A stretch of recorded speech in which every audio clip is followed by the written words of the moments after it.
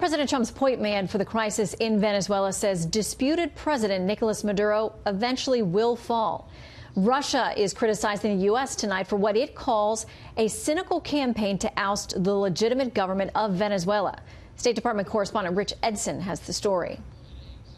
Contested Venezuelan President Nicolas Maduro's vice president is in Russia. Russia supports Maduro and claims the United States may use military force in Venezuela. Все возможно. And the Trump administration says all options are on the table. I don't want to telegraph our punches to the regime. I would just say the people who are talking about an American military action are the regime or the Russians. Officials stress they are pursuing a peaceful transition. That means economic pressure for now. The U.S. has announced it is revoking the visas of nearly 50 Maduro-aligned officials and their families and sanctioning several top military and security officials. I can't predict the day that Maduro falls and leaves Venezuela. And it may be that 3 days before, people will be saying, oh, the administration policy has failed. And then, boom, there he goes. And that day will come. Maduro has even invited Special Envoy to Venezuela Elliott Abrams to meet with him. In an interview with Fox News, Abrams says he's never met with Maduro and rejected his invitation. And it's a mistake to allow them to turn it into some kind of battle between the U.S. and Maduro.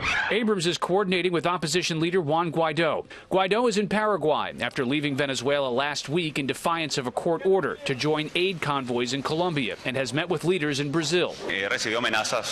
I have received threats to my person and my family, but threats of being imprisoned as well by the Maduro regime.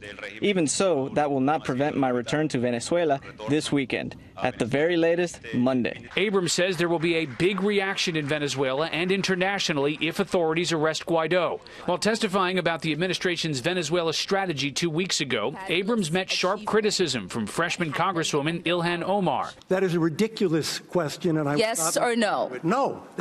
I will take that as a yes. I am not going to respond to that kind of personal attack. Abrams says he and the Congresswoman have not spoken since. I really don't know what that was all about. You would have to ask the Congresswoman what her intent was in that colloquy. The administration has also warned Cuba over its support of Nicolas Maduro. Abrams refused to say if officials were considering sanctions against the Cuban government, though he noted the administration is always thinking about the U.S. relationship with Cuba. Shannon.